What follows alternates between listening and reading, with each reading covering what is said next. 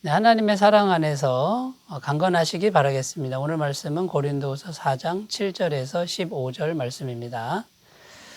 우리가 이 보배를 질그릇에 가졌으니 이는 심히 큰 능력은 하나님께 있고 우리에게 있지 아니함을 알게 하려 함이라. 우리가 사방으로 우겨쌈을 당하여도 쌓이지 아니하며 답답한 일을 당하여도 낙심하지 아니하며 박해를 받아도 버림받지 아니하며 거꾸러뜨림을 당하여도 망하지 아니하고 우리가 항상 예수의 죽음을 몸에 짊어짐은 예수의 생명이 또한 우리 몸에 나타나게 하려 함이라. 우리 살아있는 자가 항상 예수를 위하여 죽음에 넘겨짐은 예수의 생명이 또한 우리 죽을 육체에 나타나게 하려 함이라. 그런즉 사망은 우리 안에서 역사하고 생명은 너희 안에서 역사하느니라. 기록된 바 내가 믿었으므로 말하였다 한 것 같이 우리가 같은 믿음의 마음을 가졌으니 우리도 믿었으므로 또한 말하노라. 주 예수를 다시 살리신 이가 예수와 함께 우리도 다시 살리사 너희와 함께 그 앞에 서게 하실 줄을 아노라. 이는 모든 것이 너희를 위함이니 많은 사람의 감사로 말미암아 은혜가 더하여 넘쳐서 하나님께 영광을 돌리게 하려 함이라. 아멘.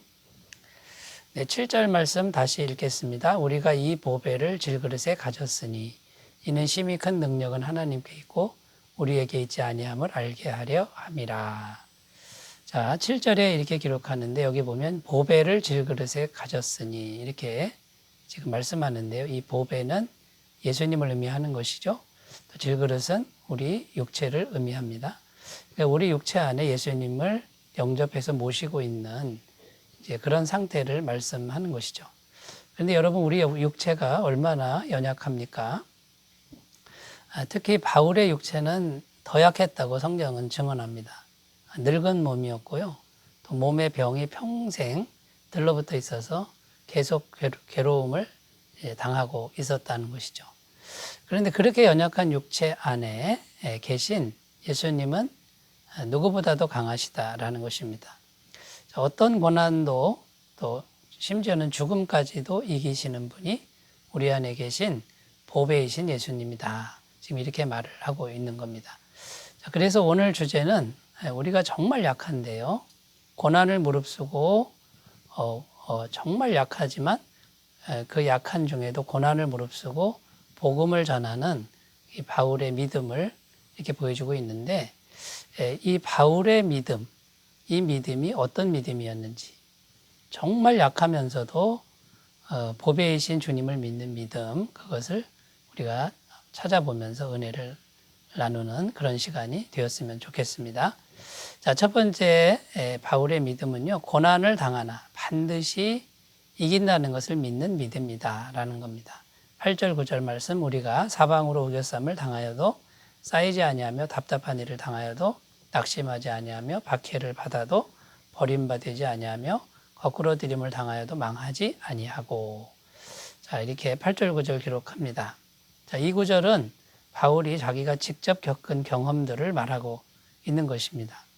우겨싸움을 당했었죠. 또 답답한 일도 당하고 박해도 받고 돌에 맞아 거꾸러뜨림을 당해서 정말 죽은 자처럼 된 경험을 했었죠. 그런데 우겨쌈을 당하는데 쌓이지 않더라는 거예요. 영원히 쌓이지 않는 거고요. 답답한 일을 당해도 낙심하지 않고 다시 소망을 갖고 일어섰고요. 박해를 받아도 버림받지 않더라는 겁니다. 돌에 맞아 죽은 자처럼 됐는데 죽지 않더라는 거예요. 다시 살아나더라는 거죠. 그래서 바울이 생각합니다. 왜 그럴까? 왜 자꾸 나는 이렇게 살아나는 것일까? 하고 생각해 보니 자기 안에, 자기 연약한 육체 안에 누구보다 강하신 예수님이 계셔서 그 예수님이 그 모든 걸 이기게 하신다라는 것을 깨달았다라는 것입니다. 자, 그래서 바울이 깨달은 것은 이 복음 전도자는 반드시 고난을 당한다. 고난을 벗어날 수 없고 비껴갈 수 없다. 이걸 깨달은 거고요. 연약한 육체가 있기 때문에 상당히 고통스럽다. 이제 이런 걸 깨닫는 거죠. 그러나 고난을 당하나 또 반드시 극복하고 이긴다. 이것을 지금 바울은 깨달은 것입니다. 왜냐하면 우리 안에 모든 것에서 승리하신 예수님이 살아계시기 때문이라는 것입니다. 여러분, 우리도 이 두 가지를 믿어야 한다는 것입니다. 성도인 우리는 세상에서 반드시 고난을 당한다. 이것도 믿어야 되고요. 그러나 성도인 우리는 반드시 예수님이 어떤 고난도 이기게 하신다라는 걸 믿으라는 것입니다. 자, 그래서 이게 사도 바울의 믿음이고 또 오늘 우리의 믿음이 되어야 되는데, 자, 그러면 우리는 이제 고난을 당연히 당해야 되겠죠? 비껴갈 수 없다는 걸 인정해야 되겠죠? 그러니까 고난이 올 때 낙심하지 않아야 된다라는 것이고요. 인내하면서 예수님이 이기게 하시는 것을 체험하는 걸 기대하는 그런 삶이 되어야 될 줄로 믿습니다. 베드로전서 2장 6절, 경에 기록하였을 때 보라 내가 택한 보배롭고 요긴한 모퉁이돌을 시온에 두노니 저를 믿는 자는 부끄러움을 당하지 아니하리라. 여기서 말하는 이 모퉁이돌은 예수님이고요. 저를 믿는 자 할 때 이 저는 예수님이죠. 예수님을 믿는 자는 부끄러움을 당하지 않는다. 이 약속의 말씀을 붙드셨으면 좋겠습니다. 자, 이제 두 번째로 갑니다. 첫 번째가 뭐였죠? 바울의 믿음은 고난을 반드시 당하지만 또 반드시 이긴다는 것을 믿는 믿음이었다라는 것이고요. 두 번째, 그리스도의 고난에 적극적으로 동참하는 믿음이었다라는 겁니다. 그리스도의 고난을 피해가는 게 아니라 오히려 적극적으로 동참하는 믿음, 이게 바울의 믿음이었다는 것이죠. 10절 말씀, 우리가 항상 예수의 죽음을 몸에 짊어지면 예수의 생명이 또한 우리 몸에 나타나게 하려 함이라. 여기 예수의 죽음은 십자가 죽음을 말하는 거고요. 몸에 짊어진다, 이거는요, 적극적으로 자기가 짊어지는 걸 의미하는 거예요.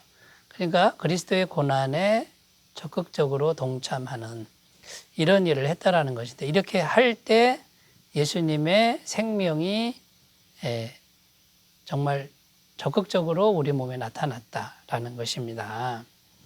자, 그럼 예수님의 이 고난, 예수님 물론 십자가 죽으심의 고난이지만 우리가 성도인 우리가 당하는 그 예수님의 고난에 동참하는, 이건 구체적으로 어떤 것이 있을까요?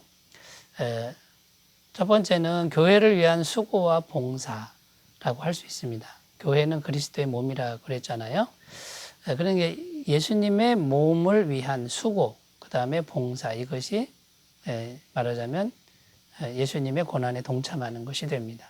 빌립보서 2장 17절에 보면 만일 너희 믿음의 제물과 봉사 위에 내가 나를 관제로 드릴지라도 나는 기뻐하고 너희 무리와 함께 기뻐하리니, 이렇게 기록합니다. 그러니까 너희 믿음의 제물과 봉사 위에, 이게 성도들을 향한 말이죠. 교회를 섬길 때 수고하고 봉사하는 것이 이게 그리스도의 고난에 동참하는 것이다 라는 것이고요. 골로새서 1장 24절, 나는 이제 너희를 위하여 받는 괴로움을 기뻐하고 그리스도의 남은 고난을 그의 몸된 교회를 위하여 내 육체에 채우노라. 사도 바울은 항상 교회를 위해서 수고와 봉사를 아끼지 않았다라고 말합니다. 자, 그리스도의 고난에 동참하는 것 두 번째는 교회를 위하여 희생하는 것이다. 희생입니다. 바울이 무보수로 일한 것, 충분히 받을 권리가 있었지만 한 푼도 받지 않았죠. 권리 포기한 것이, 이건 희생하는 것이죠. 고린도전서 9장 12절에 보면 다른 이들도 너희에게 이런 권을 가졌거든 하물며 우리일까 보냐. 그러나 우리가 이 권을 쓰지 아니하고 범사에 참는 것은 그리스도의 복음에 아무 장애가 없게 하려 함이로다. 그러니까 한 푼도 보수를 받지 않는 그 권리를 포기하는 것, 희생하는 것이 그리스도의 고난에 동참하는 것이다라는 거고요. 세 번째 의미로는 교회를 위해 고난을 당하는 것입니다. 고린도후서 6장 4절 5절 말씀, 오직 모든 일에 하나님의 일꾼으로 자천하여 많이 견디는 것과 환난과 궁핍과 곤란과 매 맞음과 갇힘과 요란한 것과 수고로움과 자지 못함과 먹지 못함과. 자, 사도 바울이 왜 이런 고난을 당해야 했습니까? 결국 교회를 위한 것이다 라는 것이죠. 자, 여러분, 이런 것들이 그리스도의 고난에 동참하는 것인데 바울은 언제나 적극적으로 여기에 동참을 했다라는 것입니다. 그러나 놀라운 고백은 그때마다 예수님의 생명도 적극적으로 나타났다. 지금 이렇게 간증하고 있는 것입니다. 여러분, 교회를 위해서 우리가 희생하고 봉사하고 권리도 양보하고 고난도 당하고, 자, 이런 부분은요, 예수님의 생명이 강하게 나타나는 통로가 되는 걸 믿고 우리도 좀 더 적극적으로 동참하시는 귀한 은혜가 있으셨으면 좋겠습니다. 세 번째입니다. 바울의 믿음 세 번째. 어떤 고난이 와도 복음을 말하는 믿음이었다라는 것이죠. 13절 말씀입니다. 기록된 바 내가 믿었으므로 말하였다 한 것 같이 우리가 같은 믿음의 마음을 가졌으니 우리도 믿었으므로 또한 말하노라. 자, 13절 이렇게 말씀하는데, 자, 믿었으므로 말했다. 이렇게 지금 말하죠. 뭘 믿었을까요? 고난 중에도 능히 이기게 하시는 주님을 믿었다는 거예요. 그러니 말한다. 뭘 말하는 겁니까? 복음을 말한다. 이런 뜻입니다. 그러니까 여러분, 복음을 말할 때 고난이 있습니다. 그러나 이기게 하실 걸 믿음으로 나는 지금도 복음을 전하고 있다. 이런 뜻입니다. 자, 오늘 여기 13절 읽은 이 구절은 시편 110편 10절 말씀입니다. 이 말씀 전에 시편 110편 1절에서 9절의 내용이 뭐냐면 시편 기자가 간절히 기도하는데 하나님이 응답하시는 그런 내용입니다. 그러니까 바울은 이 시편 기자처럼 자기 기도에 하나님이 언제나 응답하신다라는 걸 믿는다라는 겁니다. 이걸 믿으니까 복음을 고난 중에도 담대히 말한다. 지금 이렇게 말하는 것입니다. 또 14절 말씀에 보면 부활에 관한 내용인데 죽은 자를 살리는 게 부활이죠. 그러니까 여러분 14절을 읽어보면 주 예수를 다시 살리시니가 예수와 함께 우리도 다시 살리사 너희와 함께 그 앞에 서게 하실 줄을 아노라. 자, 부활 얘기를 왜 하는 걸까요? 여러분 인간에게 있어서 가장 두려운 게 죽음 아닙니까?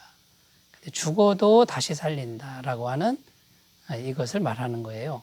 그러니까 죽어도 다시 살리실 것을 믿으니 나는 생명의 복음을 죽어도 말하겠다. 이제 이런 의미가 되는 것이죠. 사랑하는 여러분, 이 바울이 자기가 가진 이 복음 전파의 이 사명이 정말 영광스러운 사명인데 이 바울은 정말 하나님이 주시는 귀한 믿음으로 이 사역을 감당했다라는 것이죠. 고난 중에 반드시 이기는 믿음, 또 고난에 적극적으로 동참하는 믿음, 어떤 고난이 와도 복음을 말하는 믿음. 자, 이런 믿음으로 살았는데 여러분 우리는 어떠합니까? 우리도 바울처럼 되는 축복이 있으시기 바라겠습니다. 기도합니다. 하나님 아버지, 우리 연약한 육체 안에 정말 세상에 어떤 존재보다 강하고 늘 승리를 주시는 예수님을 모시고 있습니다. 우리는 고난을 반드시 당할 것입니다. 그러나 반드시 또 우리는 승리할 것입니다. 주님 이것을 굳게 믿고 힘차게 살아가는 매일이 되게 하옵소서. 예수님의 이름으로 기도드립니다. 아멘. 주님의 임재 충만하시기 바라겠습니다. 감사합니다.